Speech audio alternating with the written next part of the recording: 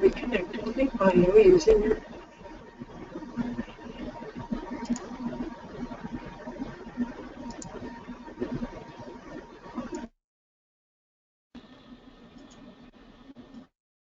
go as well. And then I just want to let you know that we've also posted the WELS User's Manual.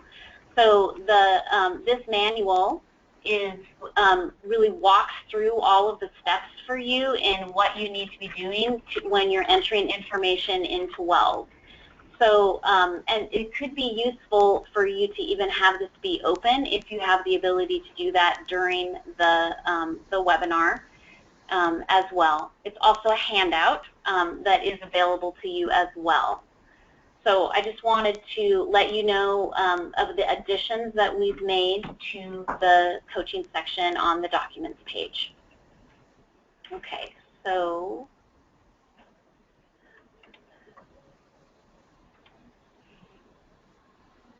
okay. And it looks like we've taken care of the audio difficulties. Thank you, team. That was great. And now I'm going to go ahead and hand it over to Soleil.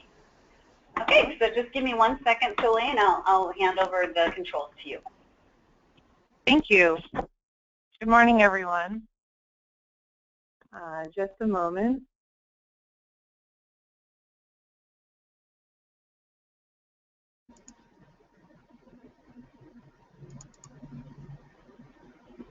Okay, Soleil, that should give you control.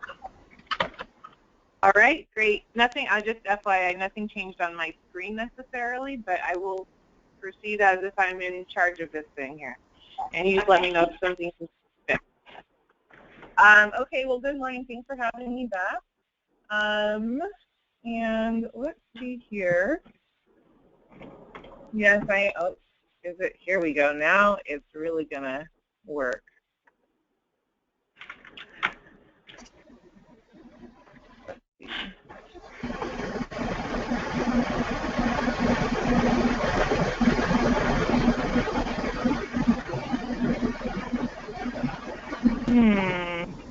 Is it showing anything? We can see your screen. And we do have a lot of feedback, so if you're not talking, if you can make sure that you mute your phone. And if you're using your microphone and speakers instead, it's important that you turn off your microphone in your computer. Okay, and currently, Sue, I'm sorry, but I do not actually see the WELS PowerPoint up there anymore. And I wonder actually if you would mind just being in charge of it if we like change the slide. Okay.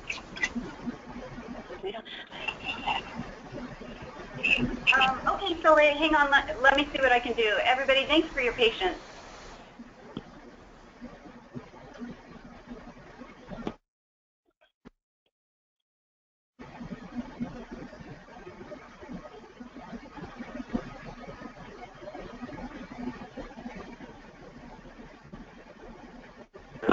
Soleil, it looked like it was on your desktop, the PowerPoint on the bottom. Yes, and yeah. Oh, just run the actual PowerPoint. Got it. Yeah, we're going to have you do your PowerPoint from my laptop. Thank you for clarifying that. Yeah. Got it. Now we're all here. Okay. Does that now? How does that look? There we go. I think we're in business. Yeah. Okay. Thank you. Sorry about that, everyone. Okay. So WELS Coach Training. So welcome and thank you for welcoming me. Now, some of you on the line may have gone through a coach training in the past couple years where we actually did review this. So this may be a review for you, but hopefully a good refresher. And probably for many others, it's the first time. So I do invite you to just raise any questions you have in the chat box, and either we will try to and we'll attempt to answer them, or we'll just save them and get you responses a little bit later. Does that sound right, Karen? Yeah, that sounds great. All right, here we go. Without further ado. Okay, so today we're going to review these things. First, how to log into WELS and general site information, how to create and or update your quality improvement plan, how to record notes for a site visit, how to track coach-specific time and activities in the activity log, and how to access and recommend resources in the WELS resource library. So for logging into WELS, you will log into WELS through the link in your Merit records under WELS user or QRIS coordinator tab if you have some sort of regional oversight role. Now, if you do not have access, please, I would imagine in the case of ETAP coaches, you're going to talk potentially to Sue Rose or Karen Gant. But the two of you correct me if I'm wrong in that.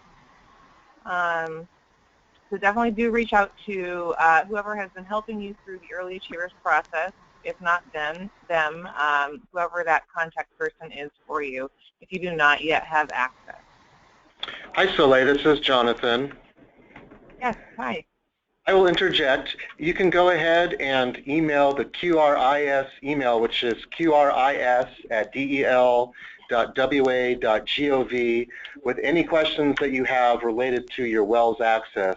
And that could be as basic as you're saying, is simply not having a Merit account, because you do log into WELS through Merit, and we can help people get set up with a Merit account. I think everybody does at this point, but if there are any people who don't, we can help you out with that. And then once you have your Merit account, then we would need to set you up with WELS access as the second step. And I think everybody who's a coach and a grantee contractor has that, but if for some reason you don't, please do email us at the QRIS email, and we'll go ahead and get that set up for you. Thanks, Jonathan. Would you or Sue mind adding that to the chat box so everyone has that on the screen? Oh, it's right there. Never mind. It's on the PowerPoint, but it may also appear in the chat box and you can access that there. Okay, so once you have logged into WELS, what is next? So just some information on how WELS is organized. If you have not gotten in to take a look at it yet, you will use two kind of taskbars or tabs. One is the main tabs, and then the next is the site level tab. They display when you're in a specific site. So one thing is you do not use the back button in your web browser, that button way at the top by the refresh button. Don't do that. Use the within WELS button to navigate around the site. The back button won't necessarily take you to the previous page you were on. So here we can see the overview. Here's the main tabs at the top. So from here you can go to Home, Sites, Reports, Resources, Calendar, Activity Log, and Help. And that's really, those are your tabs. So those are things that are going to give you information as a coach, maybe about your overall caseload, an overview of your sites, etc. Once you click on that second Sites tab, that'll then take you to a menu where you can select sites you're working with, and that is when you will see these specific tabs down here, the main features and etc. So just like I said, that will take you here. So you click on sites, and then it'll list, your site. Soleil, this is Karen. And so you're showing a split screen right now. Is there any way that you could have your screen be full screen? I sure can. Thank you. Yeah. Okay.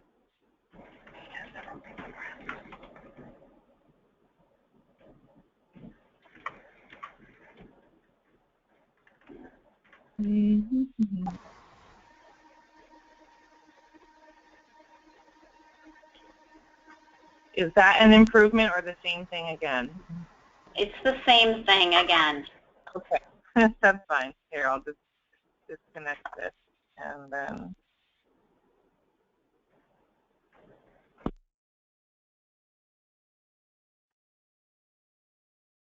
All right, is that an improvement? That's it. Thank you so much. Okay. Much easier to see now. All right. So now we're at the Sites tab, and here you will see your sites listed, and you could then click on one. And these have been assigned to you, and I believe by Sue, Rose, or Karen, but again, either of you can interject and clarify who would potentially be assigning sites to a coach. Hey Soleil, this is Jonathan again. I'll go ahead and interject since I was going to speak about this in a few minutes. There's a person who will be set up, actually is set up in WELS as the grantee contractor contact, and they will be the person who will be assigning their ECAP coaches to one or more ECAP sites in WELS. All right. Thank you very much.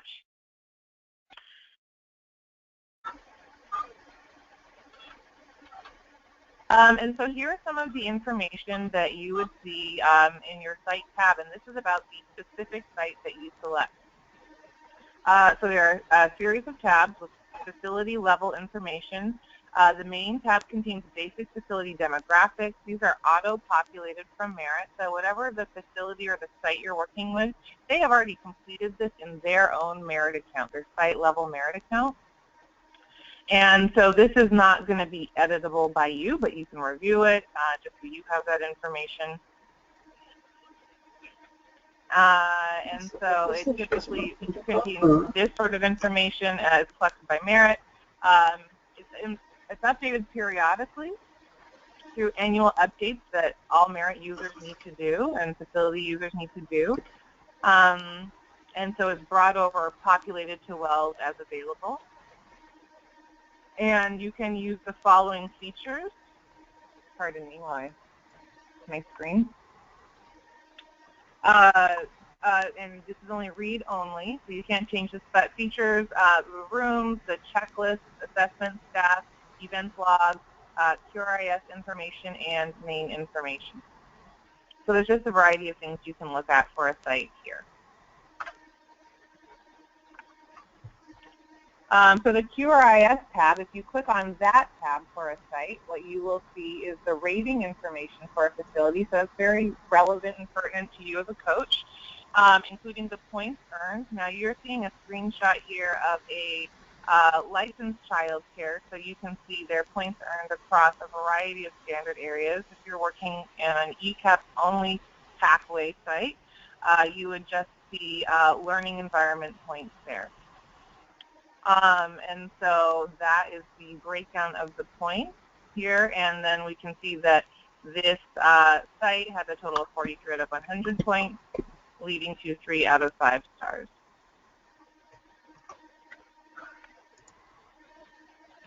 So once you have that information and you have been meeting with your site, you would want to begin working on your quality improvement plan.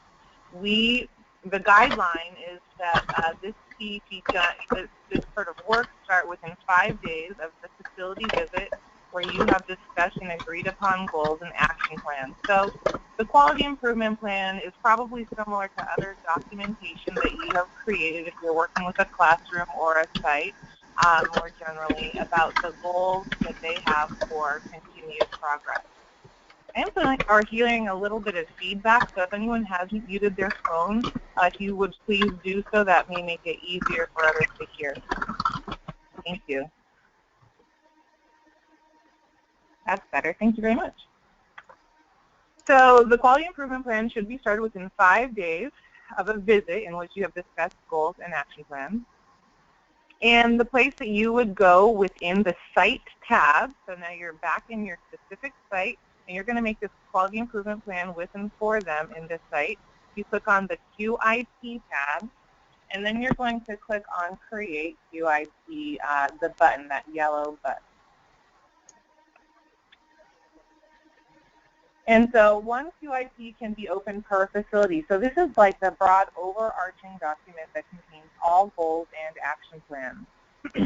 And the way you're going to select that is once you click that Create QIP button, it will then prompt you to select the quality improvement plan type. And then in the first drop-down, just select QRIS. That will be the quality improvement plan type. And in the second drop-down, it says what categories, and you will select all. And I believe those are the only options, actually, in the drop-down. However, just the way it's set up, you do have to select them as part of the drop-down. Okay, so you now have an open quality improvement plan.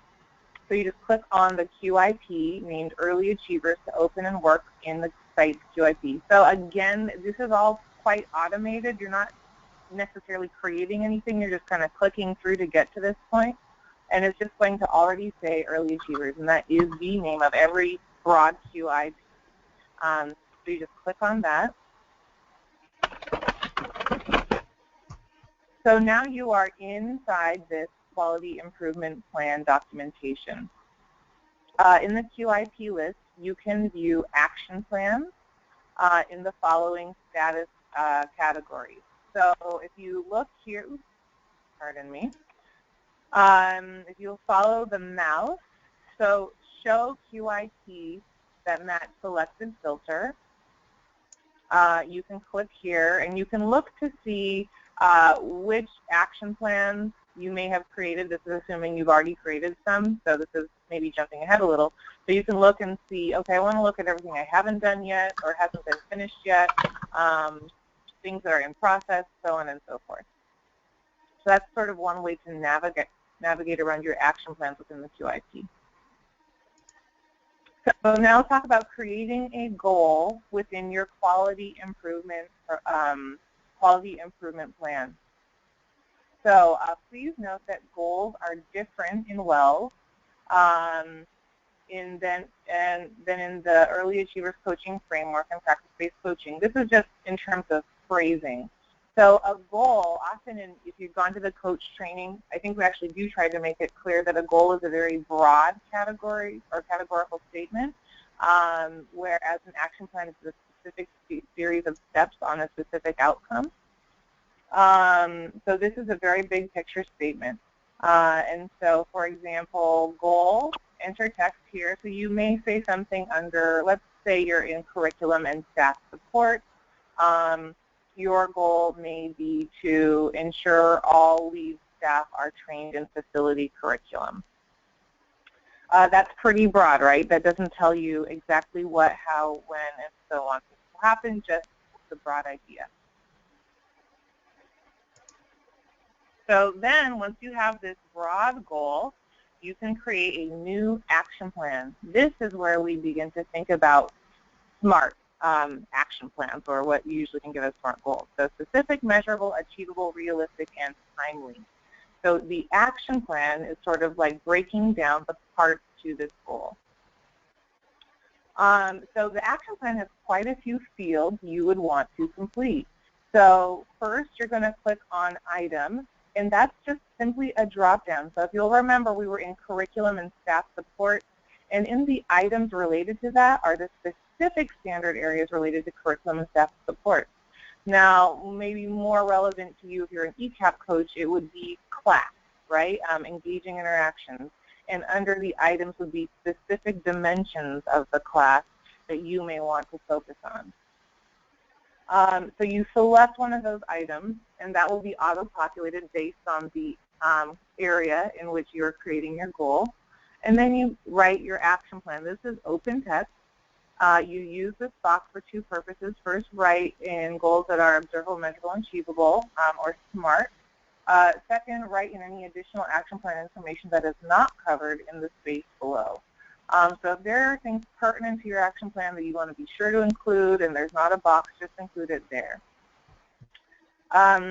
You then will indicate the person responsible, so that is likely going to be either the teachers in the room that are responsible. If the director is responsible for completing this particular task, write them. And so you will add that person here in this box. You can then add resources needed and training needed to complete the goal. So, for example, it may be that you're creating an to complete the action plan. So you may be creating an action plan about providing more quality feedback by inviting teachers to, or having teachers commit to scaffolding during art activities. And that may be great. However, these may be teachers who have not done this before, so they need some resources. you may connect them to or list some resources they need, so training, some handouts, so on and so forth. So you can create that whole plan and training needed down below. And then you will document the goal, action plan, and person responsible, as I said.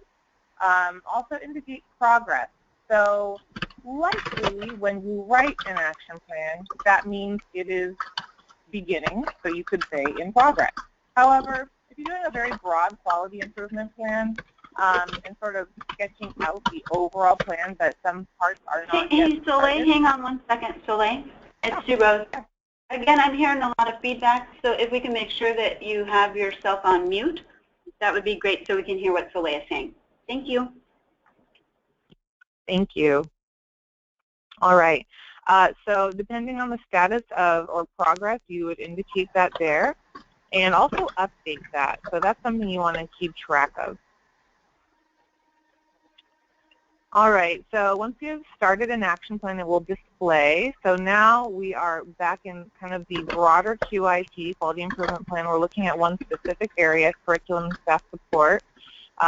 We've created a goal title, in this case test goal, and now below it you can see the specific steps. Site will develop a program, curriculum, philosophy in this case, right? And so there could be many action plans below this broad goal. That's why the goal is pretty general and action plans are very specific. You can view all the goals and action plans for the site in this report. So if you go to the QIP and click on the report button, you can get a screen that will show you all of your goals and action plans that look similar to this. You can print that out and share that with the site. This may be helpful because generally in a site, typically only the director may have access to WELS. And so if you want to print out, though, for an individual teacher, specific things they're working on so they can keep that documentation, this may be helpful. And also for your own, just to remember and keep track. So this is a resource for you in terms of QIP. So I'm going to pause right now because we're going to move into writing notes, and that's a different sort of part of the coaching work in WELS. But I want to find out at this point if there are any questions about quality improvement plans, goals, and action plans.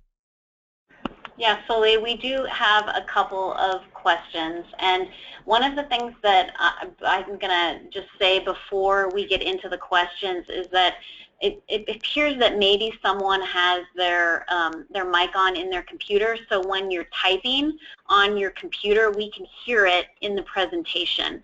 So for anybody who is typing and doing other work while Soleil was working, we can hear it, and if you can, I understand we all need to multitask, but if you could just go in and turn off your audio, your mic or your microphone, that would be great. Thank you. Okay, so questions. So we have a question from Jackie. She's wondering whether or not they create a QIP once their ECAP facility has been rated. And what about if they rate a 4 or a 5? Great question. Yeah, so actually quality improvement plans are really about creating a QIP once you are rated.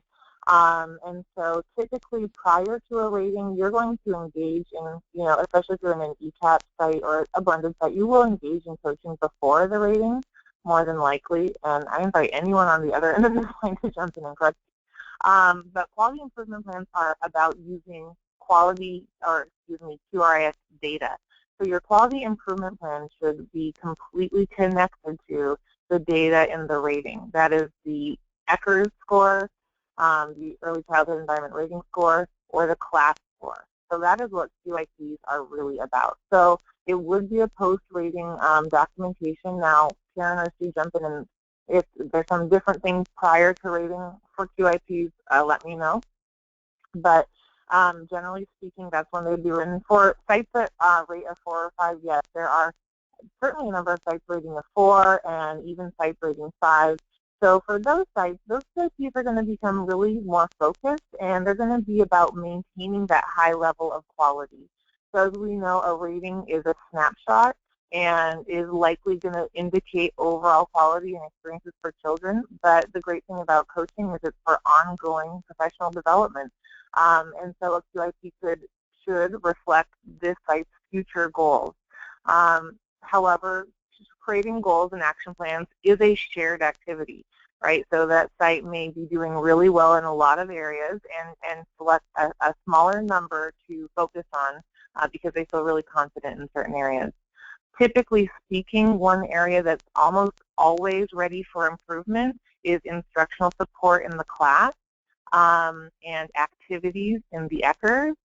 So, you know, if a site is in the mid-range, maybe they want to move to the higher in those areas. So there are plenty of high-rating sites, and that's wonderful, but still a great opportunity for goal setting. That's great. Thank you. Yeah, that's great, Soleil. So our other question really was related to that around pre-rating, and then the other two questions we have are around access, and we're going to be talking about that after your presentation's done. So that's it for now. Okay, great. Thanks. All right, so we talked about quality improvement plans. Now we're going to talk about notes. Notes is sort of your facility level documentation of what you did when you were there or during a particular visit. So again, another guideline is you should complete these within 5 days of a facility visit where you have provided coaching or training to providers or teachers related to their goals and action plans. So again, these notes are typically and really should be very connected to the QIP. Now, it may happen that it takes potentially a while for a quality improvement plan to be fully developed. As you develop that, you are making visits.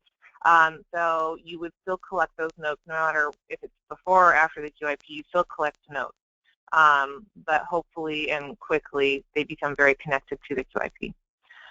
So please complete those within 5 days. I'm sure many on the line have had the experience of having to document many interactions, and the longer we wait, the harder it is and the less accurate we are. So that's why we give that 5-day guideline. So where to find the Notes tab? Again, it's site-specific. So you're going to find your site wherever you worked at, and you're going to go to the Notes tab, and then you're going to say Create a New Visit. And when you do that, you have several selections here. And so you're going to leave the visit status as open. Don't close that visit status. And I could not tell you why, but maybe Jonathan could, but that is just a rule in WELS. So please don't close that. Visit type, so here we're going to scroll down. There's a lot of options here. Visit type, visit date, who was facilitating it, the primary objective. This is a really key category. The secondary objective, also a key category. Narrative, your plan for the next visit, and when this was created and updated, and your start and end time. So let's look through this a little bit more. Okay, so for these drop-downs under visit type, there are several. This could be coaching through phone. This could be coaching through email. This could be coaching that is an off-site visit. So perhaps you and a staff meet at a nearby coffee shop to debrief an observation you made. It could be classroom. So it could be you directly in the classroom, or it could be on-site out of classroom. Typically that is for example, a family child care where you may be meeting with the owner while their assistant works with the children and you're meeting in the owner's living room, if that's a setting you're working at. So you then add the date, the facilitator, which would likely be you, and then for the primary and secondary objectives, so these are long drop-downs, and they're both exactly the same. So the primary objective is you're simply going to go through, and these really highlight, well, a pretty extensive list of the standard areas and coaching strategies that you may use. So your visit could be, probably your first few visits are primarily going to be about goal setting and action plans. They may also be about oh wow, we need to update this. So they should be typically about goal-setting action plans. They may be something like helping providers or teachers understand their rating. So that's another option in that drop-down, however, not updated on this PowerPoint, but you will see that in the drop-down.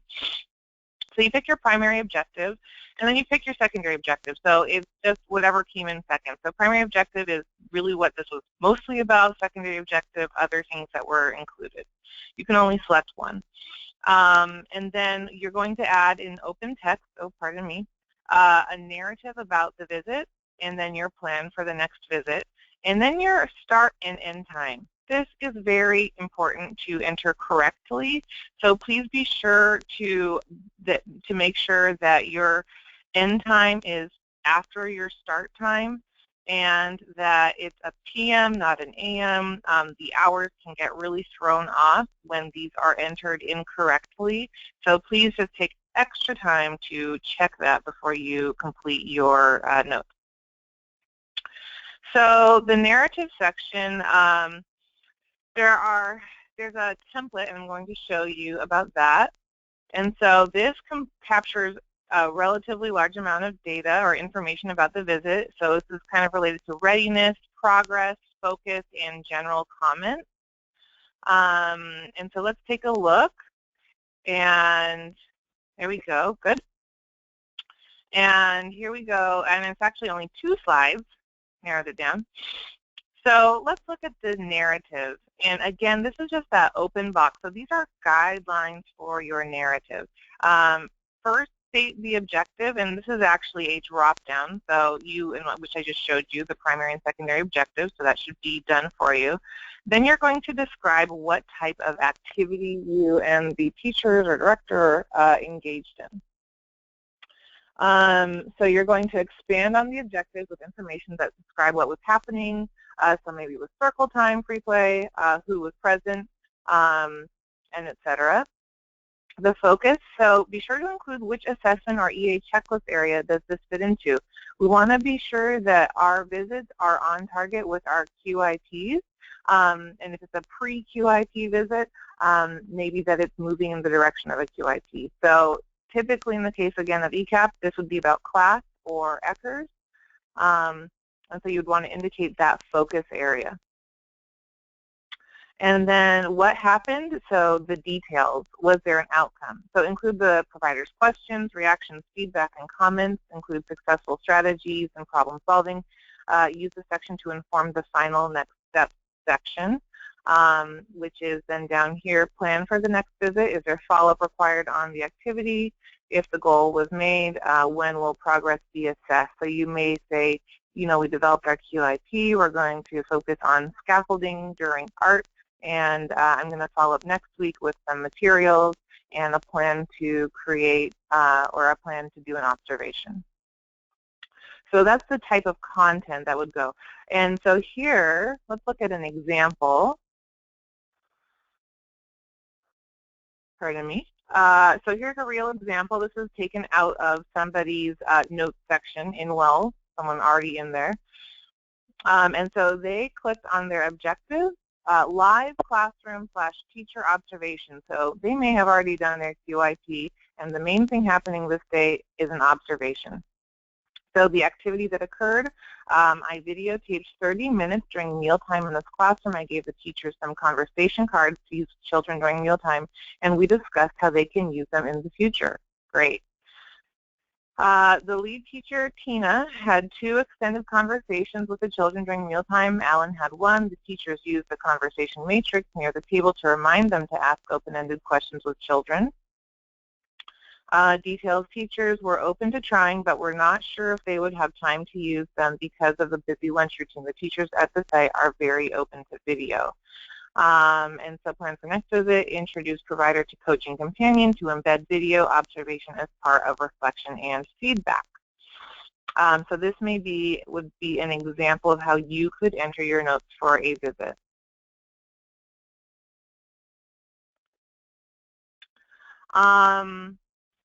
And so here you can also, once you've entered notes, you're going to have probably a lot of these because you're going to enter a note for each individual visit.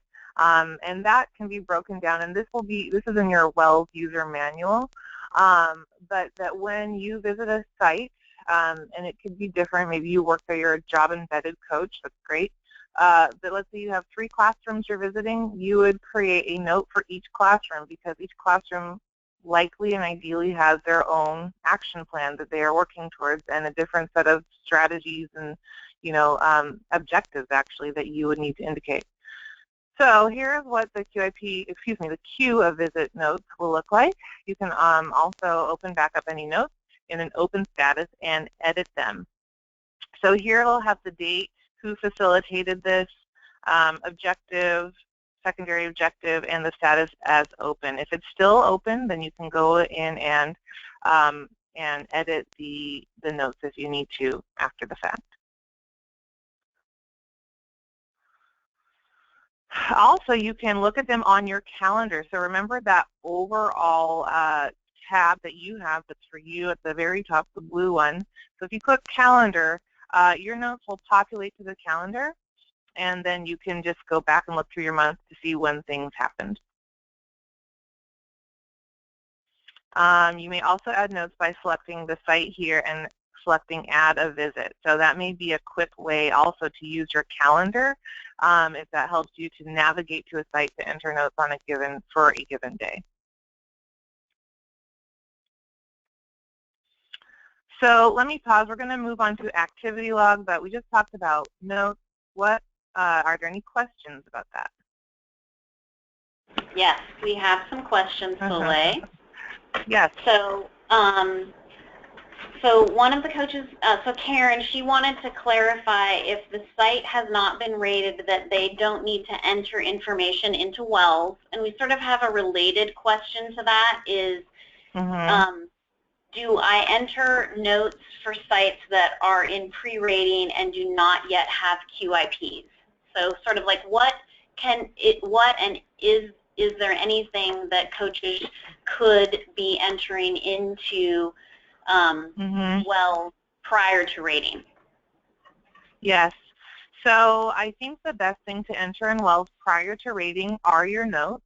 The QIP would not likely fit there at that time, prior to rating, because there isn't the rating data for the QIP yet. And so I think that prior to rating, though, notes would be the right place to start. And then post-rating, you could add that QIP. Thank you for that. Another question from Karen is that one of her sites has been rated, but they now have a completely new staff and a new classroom. So the data is no longer relevant, and she's wondering what to do in that type of a situation. Yeah, great question. So this site will need to go into Merit and update their account. They are the ones who edit their account information, and once they do that, and maybe, I'm not sure, but maybe Jonathan could speak to this, the information should then be relatively quickly updated in WELS. However, the time on that is not, I'm not sure about that. Jonathan, any info there?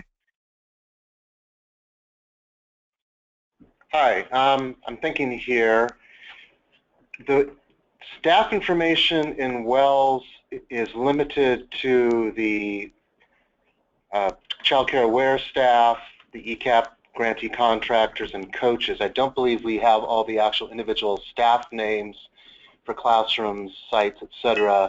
in WELS. That would be only in Merit, I believe. Okay. So it sounds like in Karen's case, there is some information in WELS. It is out of date, so probably that could be updated. So there just may be some incomplete information in WELS. If the site or grantee contractor did update that, though, that would show up in WELS, right, Jonathan? If they'd update what now, Soleil? Their Merit account. Are you talking about the individual staff person's Merit account, or for like the grantee contractor information, their site information? The grantee contractor. Actually, we set those up manually in Merit. We actually create the staff. Excuse me, we actually manually create the staff in WELS and then connect them back to their Merit accounts. So if you create a new staff person in Merit, it is not automatically going to populate into WELS or have WELS access. So if there were to be a new coach, for example, or a new grantee contractor, contact person for a contractor or a site, what have you, we would need to know that we'd inactivate their WELS account and create a new one for the new person for that level of access.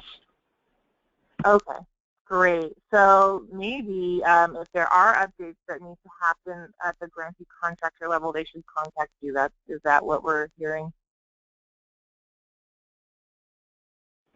Yeah. Yes.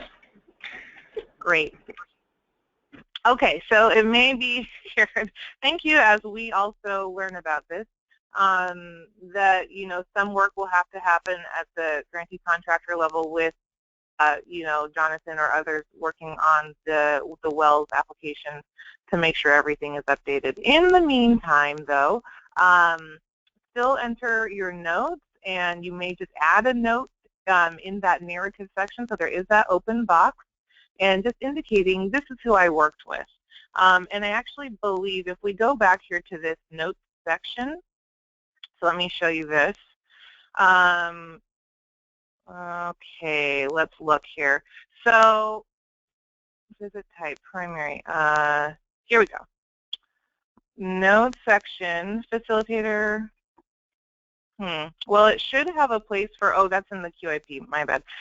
So in the quality improvement plan, you can list, or excuse me, you can write in the name of the person responsible, but now we're talking about notes. And so, yeah, that may be a little bit difficult to sort of indicate, you know, who is associated with this. But what I would recommend is in that narrative section, just saying, you know, who you worked with. So I worked with this teacher or this set of teachers, even if they may or may not be in the WELS, the facility level information.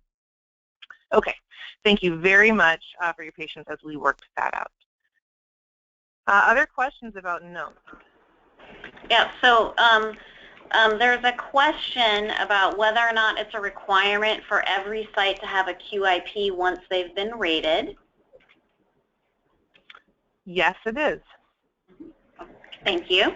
And then there are a couple more requirement sections, questions that Jackie's asking around how often are they required to visit, and is it a requirement that notes be entered prior to a rating? I see. So as far as required to visit, in terms of ECAP coaching, I believe every site, and Karen or Sue, correct me again if I'm wrong, does need to have a coach assigned to them. Now, generally speaking, in early achievers overall, sites can decide whether or not they in fact visit with their coach. So it is required that coaching be provided and available to them. And however, broadly speaking, in early achievers, the site may determine how they, or what extent to which they interact with that coach. Now, when it comes to recommended dosage, that's a typical question. We typically recommend 1 hour a week per classroom if possible. Now, you may adjust that to be more or less depending on your ability or your time, you know, availability to the site. But 1 hour per week per classroom is ideal. And for example, in previous, you know, outcomes from the child care aware field as they implemented coaching, about that amount of dosage did lead to gains, gains in terms of class and ERS scores in about 8 to 12 months. So we feel like that's a good amount of coaching. And so, however, that is a guideline. And then what else?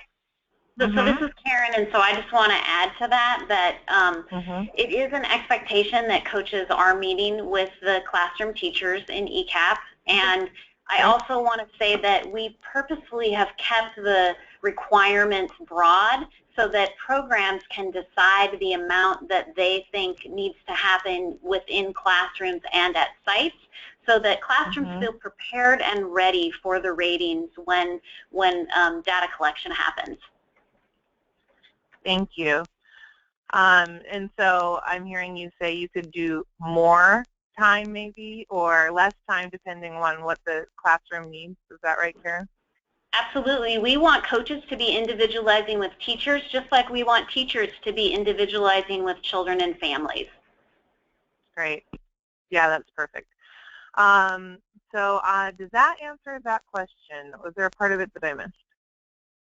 No, I think that the requirement piece got answered. Okay. Okay. And so any other questions? Mm-hmm. I think we're good right now. Okay, great. So again, notes are done now, and let's talk about the activity log. So this is a place to indicate how you have spent your time. The purpose of this is actually really for us, particularly at SQL, who are doing a lot of analysis of coach activity, to look at and think about how are coaches spending their time. Is it really on coaching, or are they spending a lot of time traveling? Are they spending a lot of time, you know, entering documentation that may be taking away from coaching? Also, our partners at CCA or ECAP may, you know, be aware of or look at this data as well to think about how can we help coaches really use their time to coach. So that's why the activity log is pretty important. So when to enter your activity log? Again, within 5 days of an activity related to your work as a coach, so similar to notes and QIPs. This could be travel time and et cetera, like I just said. And typically, though, these are activities that do not occur in a facility visit. So activity log is not where you would say, I coached this site from 2 to 3 p.m. last Wednesday. You indicate that in your notes. So your notes keep that information. Your activity log are the many other things you may do pre and post that visit as preparation or as your work as a coach. So how to track your time and activities. So you would go to the activity log tab, and that's your tab. You will add the date, the amount of time spent, a brief narrative, and sites you are working with on that activity. So if it was related to a site, you have multiple choices for the site.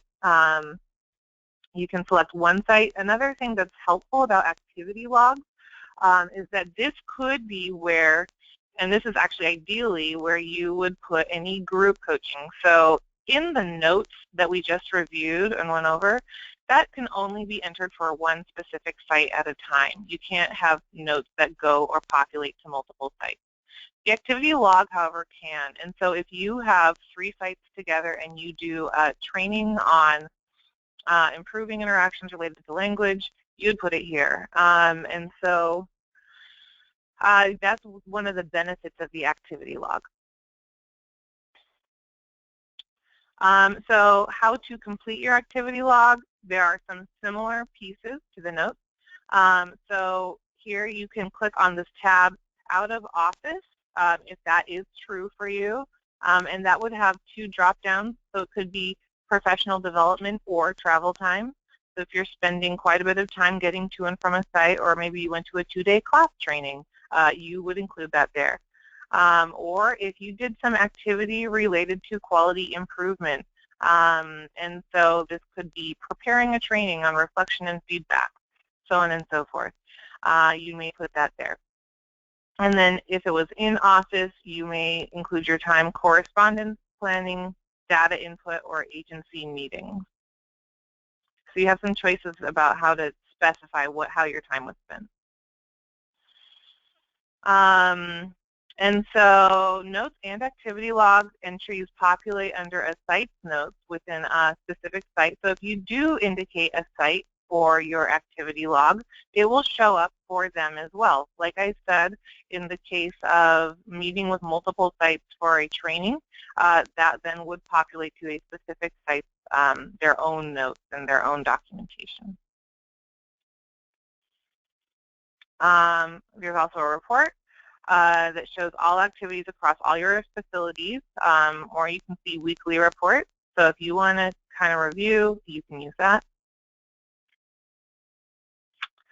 So I will pause here and actually, and for questions and thoughts. Hey, Soleil, it's Karen. So we have a question about what the typical classroom load is for the CCA coaches. Is that information that you have?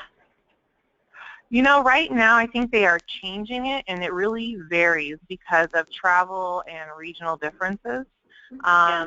So some caseloads are relatively low, and I've heard of caseloads up to 20, but I know that they are working to really reduce that. And so I really couldn't say, right now would be me guessing, because it is in flux and there's a huge range. So I can't really tell you. So that's not information that we have the answer to, but I can sure contact CCA of Washington and ask them that question and then get that information back to coaches.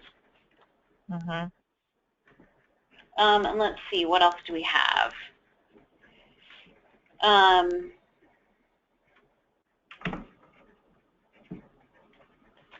So we have Joan is asking if she enters time spent in the at the contractor required staff meetings and events. Would that be something that she would add into the activity log, I believe is what she's asking. Yeah, and that probably depends. And we would like the activity log to be focused on activities related to, but maybe that aren't specifically coaching. So if that is a part of your requirement as a coach for a site, yeah, you would include that as, you know, agency meetings. If that's some different or other type of requirement that maybe you previously were engaged in because of your work with ECAP, you would probably not include that if it did not really relate to your coaching work. Okay, thanks. And then another question is that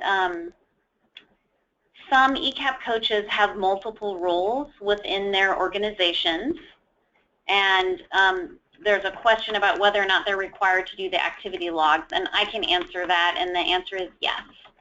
The activity log is a way for us to be able to identify the amount of time and activities that coaches spend working with teachers or coaching teachers in classrooms, and then the results of that. And that's great information for us to be able to share with legislatures when they're asking us about coaching and funding coaching. Great. So Leigh, there's also a question about whether or not they should be coaching special education teachers as well, and we probably need more information on that, but my guess is that it's a classroom that has ECAP funded slots, and there are special education teachers in the classroom as well as an ECAP teacher. But I'm making this up. So Shana, if I have this scenario wrong, then type in and clarify, please. And so she's wondering if the coaching should happen with the special education teachers as well in that scenario. Yeah, that's really interesting. So I do think we would need more information, but in the case that that is a classroom that received a rating or was part or will be part of a facility rating, then I would say yes, because those are teachers who will be part of the early achievers process and may and likely would be there on the day of an early achievers rating or data collection visit, and probably do need, you know, at least some information on that, if not direct coaching. Yeah, however, you know, this may be, yeah. No, I agree with that, right? So the data collectors are going to be looking at all of the adults in the classroom when they're coming on site, and you're going to want them all to be prepared and knowing what those data collectors are going to be looking at. All right. So, and go ahead, Soleil. Nope, that was it. Thank you. That was all I wanted to say on that. Okay.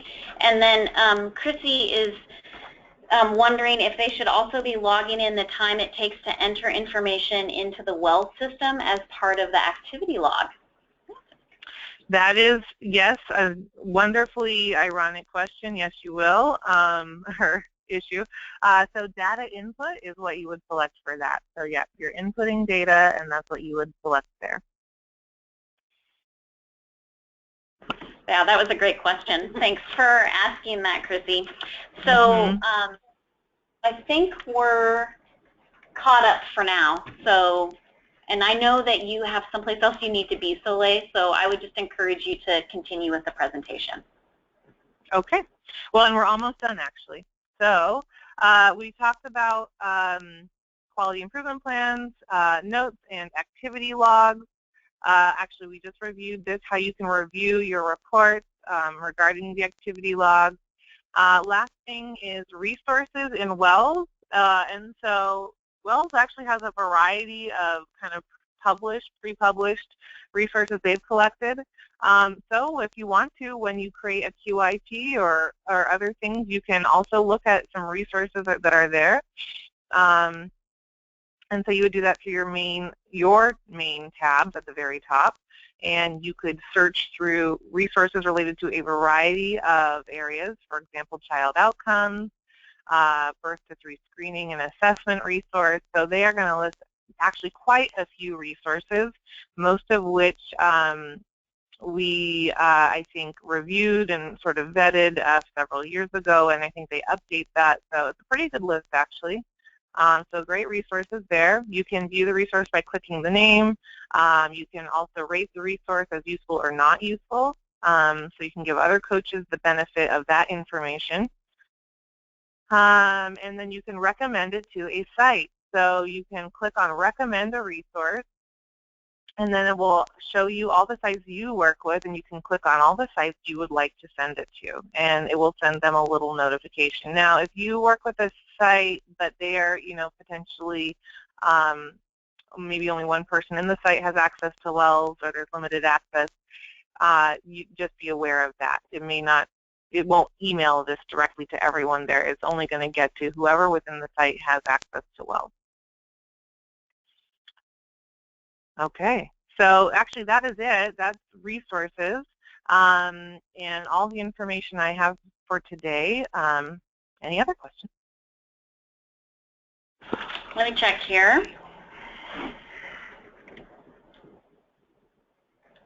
December 7th and 8th. Okay, so it looks like this is someone who's part of the hybrid project, and is interesting. I think that what this question is asking is if you're part of the hybrid project, working with 11 classrooms, you've got 2 coaches, but they're currently employees with the district. You're wondering if you're entitled to have, I believe what you're asking for is like a child care aware coach who's specifically trained to do this job. And this is Sue Rose, and I want to say that unfortunately, no. At this time, it's the Early Achievers coach that works with ECAP-funded classrooms who's going to be doing that coaching work at this time. Okay, so Soleil, there is one that is relevant to you, I think, before we thank you and have you go on to your next event for the day. This is someone who's saying that they're having problems accessing the an ECHRS training that we've posted in reminders and links. And I think it's for December. Okay. The December training, and it's not working. So when someone's trying to sign up for an ECHRS training or a class training and they're having problems, can you remind us again what the contact information is for that?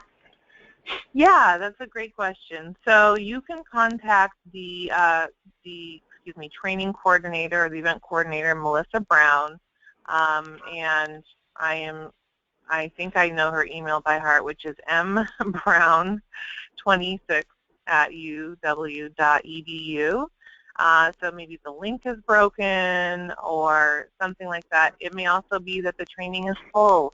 However, you should get a message that indicates that. So yes, do contact her, and she can get that information to you. And actually what I will do is send that email to you, Karen, and you can give this to that person, so that it's just in case I have it wrong, because I don't have it right in front of me. Okay, that's great. Thank you, Soleil. Thanks so much for your time. I know you're late to your next meeting, so really appreciate you sharing the detailed information that you did about the WELS system and data entry. All right. My pleasure. Thank you very much. Thanks, Soleil. Bye. Okay, bye. Okay, so now we're going to move on to questions from the field. So what we're going to do is we're going to, some of the questions that some of you typed in and asked during Soleil's presentation are going to be answered in this section. And and then we're going to try and see if we have time to answer the other questions that came up that weren't related specifically to what Soleil was talking about. So the first question is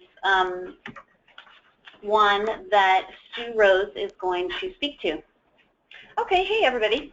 So the question is there a document that shows all the steps that were covered on the coaches' WELS orientation video? I found one for providers, but not for coaches.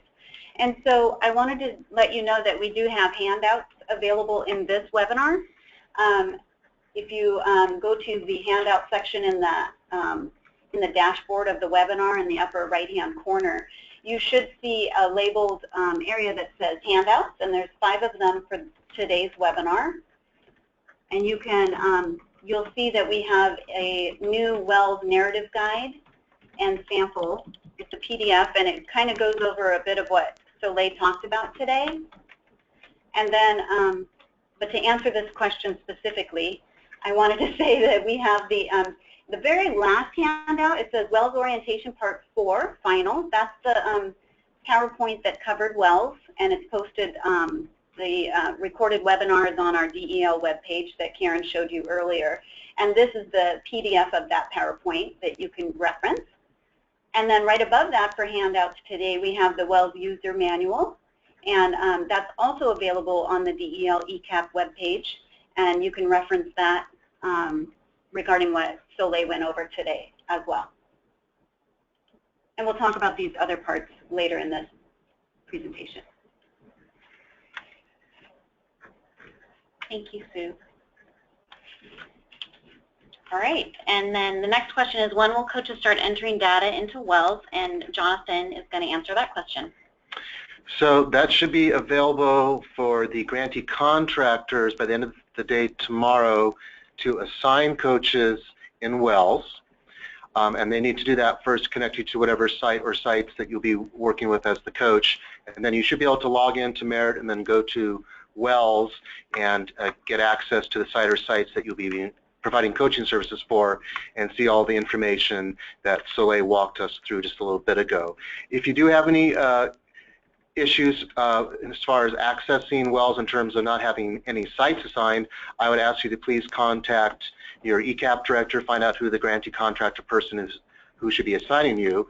If you have technical issues in terms of getting into Merit, getting into WELS, please contact me at the qris@del.wa.gov email address that we've been sharing, and I'll be happy to work with you to get you access to WELS and get you going. And we do have that email listed later in this webinar. We have our email addresses, and that one will be included. And I just want to reiterate what Jonathan said, and that is that ECAP directors have identified or designated someone from the ECAP program who is the main contact for WELS. That person has a responsibility to assign coaches, to assign sites to coaches in WELS. And pre-K specialists are going to be reminding directors of this or letting directors know about this. And so it may not be something that your ECAP director is aware of, and so when you go to them, know that this may be information that's going to be new to them, but to just ask them to start moving that process along so that you will have sites that will then populate in WELS for you. Okay, so the next question is actually a great extension. Yeah, Jonathan pretty much just answered it, so can you just go to the next screen, and you'll see that we have one more. The QRIS at del.wa.gov right there for you, easy to access and refer to if you should need to refer to it in the future. So all your WELS technical questions go to the QRIS inbox. Jonathan, this one's for you as well. So this next question, who puts sites into WELS? I have access to WELS but don't have any sites in WELS. How do these sites get entered? The information that's entered into Merit related to sites is what populates into WELS. In WELS, a contractor is called an agency, just if you're curious, and underneath each agency that's a contractor will be all the different sites. Now, you probably do not see any sites at this point for what I just explained a moment ago, which is your grantee contractor person in WELS will need to assign you to a site or sites in WELS, and then you will be able to see them and have access to them for all the different coaching activities. Thanks, Jonathan.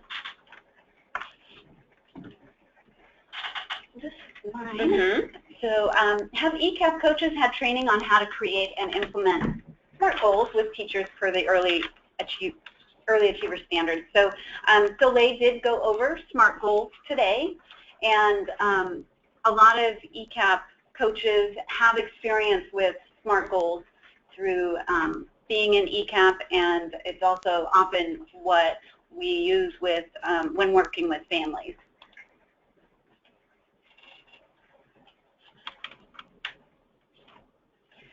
What would data entry look like if I am a coach at a licensed site and then I also begin to contract as a coach for ECAP?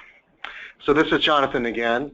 I've been working in WELS for about a little over a month now, so it's a newer process for me as well. But from my explorations in WELS, my understanding of how all the data entry pieces work, my understanding, I believe that the data entry will be the same whether it's an ECAP site or a licensed site.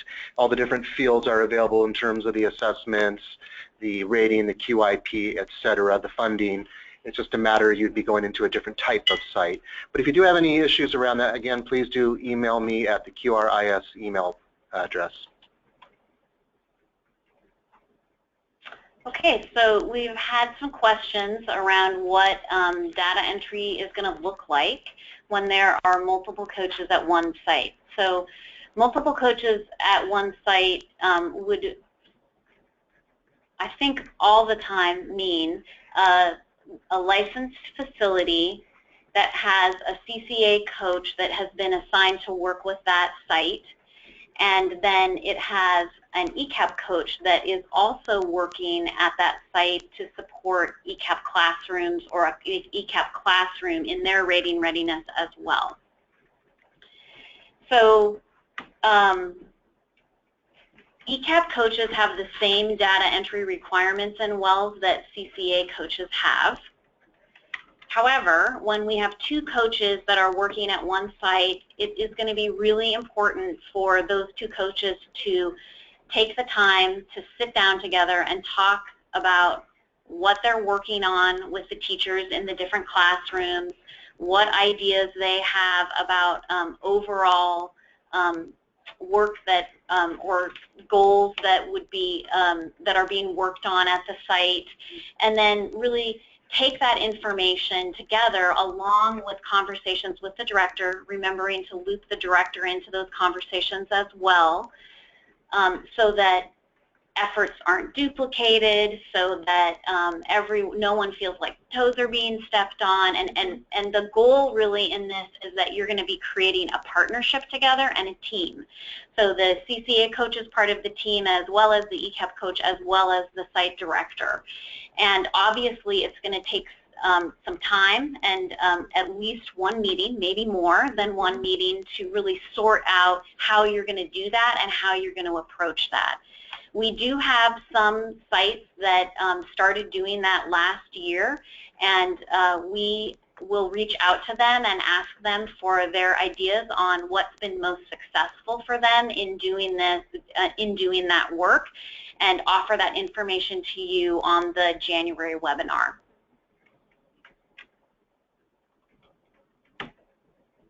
Okay.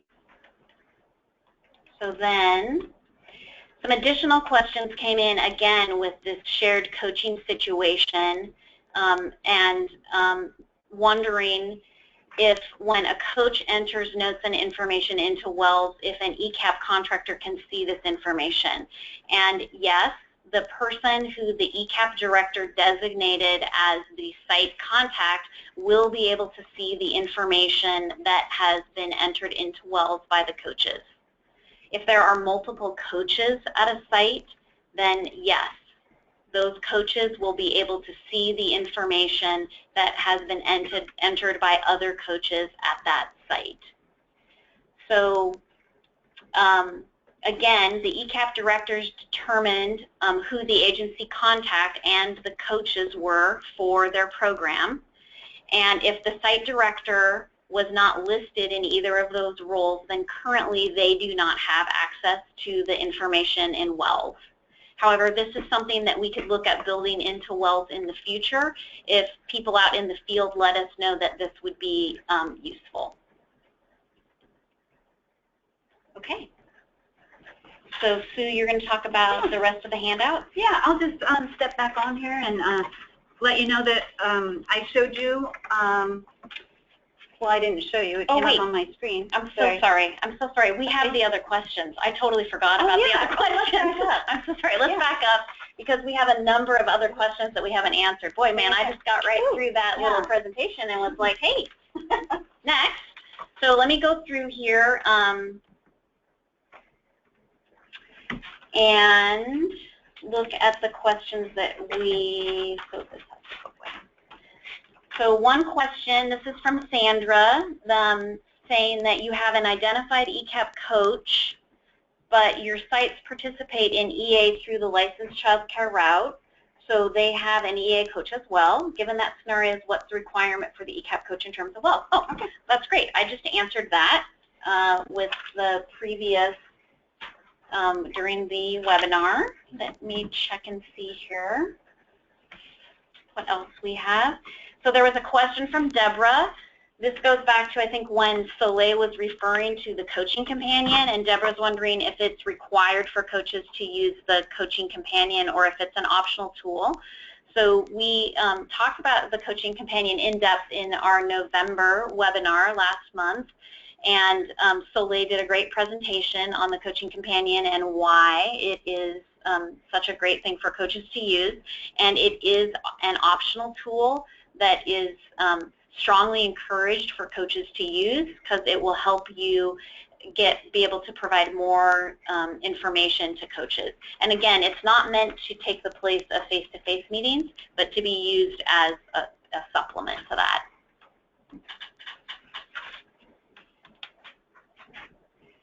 So then Chrissy has another question, and hers is there a way to cut and paste from WELS into the coaching companion if you're using that with teachers so that she can avoid having to retype everything? So I'm going to turn that over to Jonathan. I will have to look into that. We are actually right now looking at an enhancement to WELS that would download some of the data that's entered into WELS directly into the coaching companion, and we'll have a final decision on that later today. I'll have to investigate if that is responding exactly to the types of information that you're talking about in terms of an automated download from WELS to the coaching companion. I need to know kind of specifically what types of data you're looking at in the time being that you might want to copy and paste, or however you want to move it from WELS into the coaching companion. I could certainly investigate that and get back to you. If you'd like to shoot an email directly to me at the QIS inbox, and we can have a conversation about that offline. Thanks, Jonathan. So there's another question. This one's from Karen, wondering how we enter previous training that we have done with staff before the WELS system was available. So it's not a requirement to enter previous training, although I'm thinking that maybe you want to be able to provide previous training that's related to coaching that you've received. And I'm not sure about that, whether or not there's a barrier to you doing that when you put the dates in or not. That's something that we can look into, and we can let you know either on the next webinar, or we can email you and give you that information. Okay, so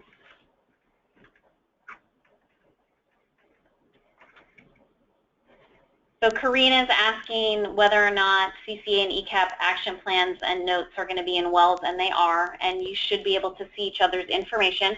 If you find that that is not something that ends up happening, then you would want to email the QRIS inbox and let them know that and have them help you do some problem solving around that.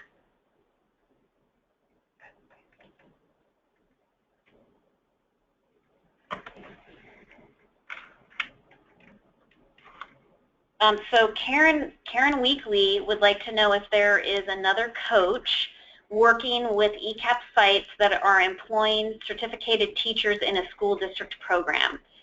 So it would be great if, because I know there are other coaches out there doing that, it would be really wonderful if those coaches could email. I'm going to ask coaches working in school districts with certificated teachers to email Kelly DeBoer. Her email is going to be at the end of this webinar training meeting, and what we can do is we can try and hook you all up together and share information with you about what we'll do when you email us. Then we'll make sure that we share everyone's emails in a group email. Yeah, I think that's really nice.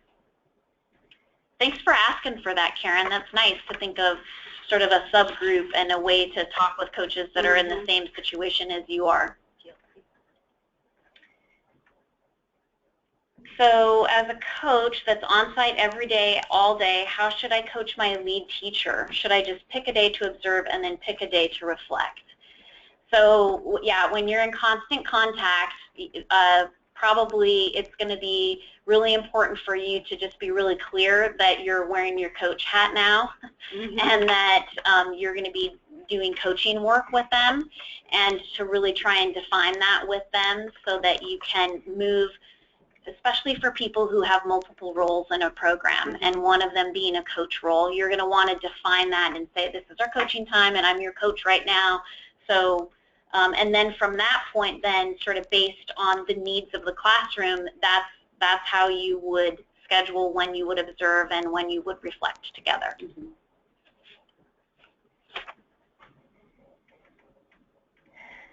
So Joan is asking, if there's a 3-month period between rating and receiving results, do you have suggestions for what to do with sites during that time? So you're talking about after data collection has happened, I assume, Joan. If we're wrong, let us know. So data collection has occurred, and now you're in that waiting period to see how you rated. That's a great question. It is a great question. And I'm thinking that it would be similar to what you've done for rating readiness, and continue working on your observations for ERS in class and areas that they could use strengthening and areas you could support them while you're waiting, and just continue entering those into the notes section in the meantime until you can create your QIP. Okay. Thanks, Sue. So Deborah's letting us know that she already has a WELS tab and that she's the assigned grantee contractor, and she doesn't have any sites populated in WELS, and so I'm just going to ask you to email the QRIS inbox and have them help you with that dilemma. Alexis is asking if one site could be assigned multiple coaches. So Alexis, I assume you're asking outside of the CCA ECAP coach scenario, but tell me if you're asking something different, please. So we know that more than one site can be assigned because we have CCA and ECAP coaches at sites. You know, I don't have enough information to know if ECAP programs are assigning multiple coaches to a site. My guess is it would depend on the size of the site. Yeah. It would depend on the needs of the site, maybe the expertise of a coach, and the ability for those coaches to really work well together in making sure that they have a cohesive plan for that site. Because remember, when the data team comes, that early achievers rating is a site rating, not a classroom rating. So I don't think there's anything in the way of having there be multiple coaches. You just would need to do some planning around it and make sure that really great collaboration was going on. Christine is wondering if there can be more than one ECAP contact designee in WELS. Are we talking about the grantee contractor person? I don't see why not. It was simply a matter of sending that person's name to the QRIS email box, and what I will do then is create an account for them in WELS and then connect them back to their merit account, and then they should have WELS access, and if they're set up at that for that particular contractor, they should be able to see all the same sites. One caveat, just make sure that they do have merit access before you do that, because that's the first step. Is of course you have to log into merit before you can access WELS. And I would just add one more point of clarification, and that is that actually we would want the ECAP director to email and let the QRIS inbox know that they want to have multiple people be in that role, so that, because we really created this for the ECAP directors and that kind of contractor oversight of every site, and we want to make sure that whoever is designated has been designated by the ECAP director. Right. Good clarification. Yeah. So Claudia is asking for clarification one more time that an ECAP coach can have access to a CCA coach's notes in WELS, and yes, that is correct. When a coach is assigned to a site, then all of the coaches at that site have access to that information. And that's part of really thinking of it as a team that's working with that site to help move that site along in their rating readiness and their preparation.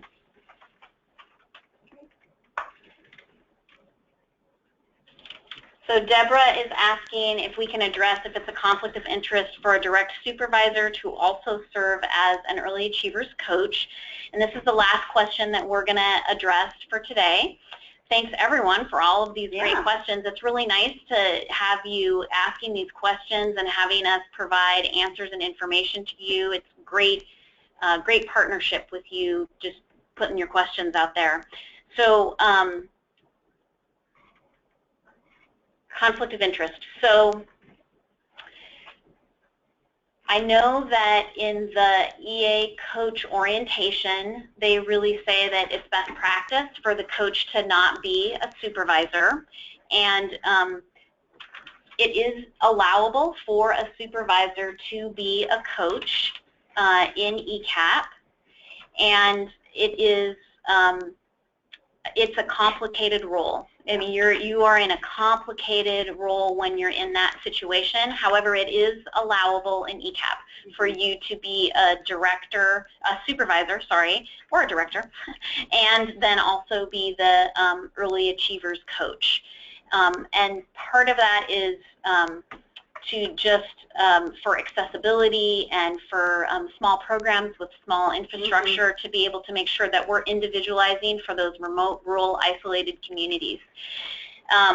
So it would be really important to have a conversation about sort of your supervisor role versus your coaching role, and doing what you can to keep those pieces separate, and being honest that you're, as a supervisor, there's always going to be a level of monitoring that will be part of your job. However, when you're a coach, you're really working with them around their their strengths and what they can identify as goals, and then supporting them towards improvement on those goals that they've set. Yeah. I had one clarification on an earlier question about entering previous events, trainings, etc., and it does not appear that the date picker, where you pick the date that you did a particular activity in WELS, has any limitations, so you can enter past or even future, which is interesting, dates in the date picker in WELS. So I would go ahead and, if you're going to be doing that, go ahead and try it out. And again, if you have any technological issues, please email me at the QRIS email inbox, and we'll be happy to help you out. But it looks like it works. Thank you, Jonathan.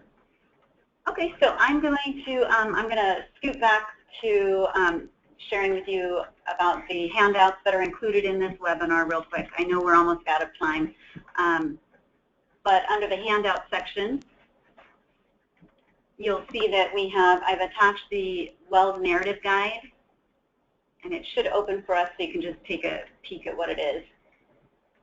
And if it takes too long, I'll just let you know that these are on here.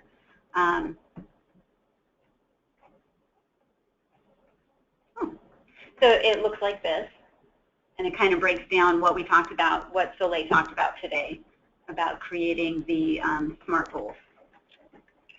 And then there's a SMART goals definition chart, and then also a tidbit calendar that I believe Molly helped us with. And so thanks, Molly, and Kelly, thanks for helping make this happen. So you'll see here, there's an Eckers and I believe class tidbit calendar.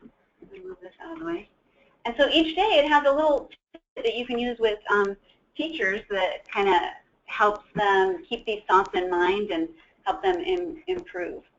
So this comes from the November webinar when coaches shared some of their ideas, their gems that they used in classrooms to help them increase their rating readiness. And Molly shared that she shared a tidbit a day, and she just kept sending them in to us, and so we just said, hey, let's make a calendar for everyone so that everyone, all coaches, can use this. And we'd love it if other coaches sent in tidbits. We're happy to make calendars for the rest of the year. If you send little tidbit ideas into us, we will absolutely create calendars for all of you to use. And it can be, your tidbits can be ERS or class tidbits. So I think that's kind of cool.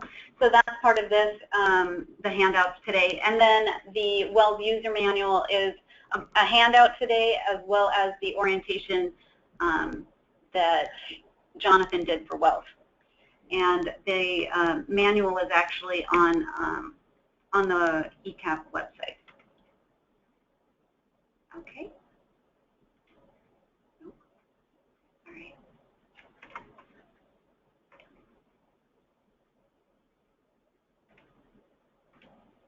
Okay, Kelly. So thank you to all of you who have completed the survey so far. We have 45 completed to date. And if you have not yet taken the coaching survey, we would love your input. Please take it. If you need the link, again, please send me an email and I can send that to you. All right, and then just a reminder that our next webinar is January 7th. It's going to be from 9 to 10:30 as usual.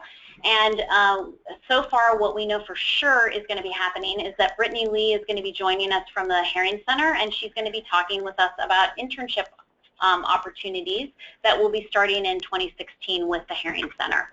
There'll be other topics as well. Once we know those, we'll be sure to share them with you as well. If you have any questions or any follow-ups from this webinar, you are free to contact any of myself, Sue, or Kelly. And thanks again for all of your participation. It makes for a much richer webinar. Have a great day, everybody, and a fabulous month.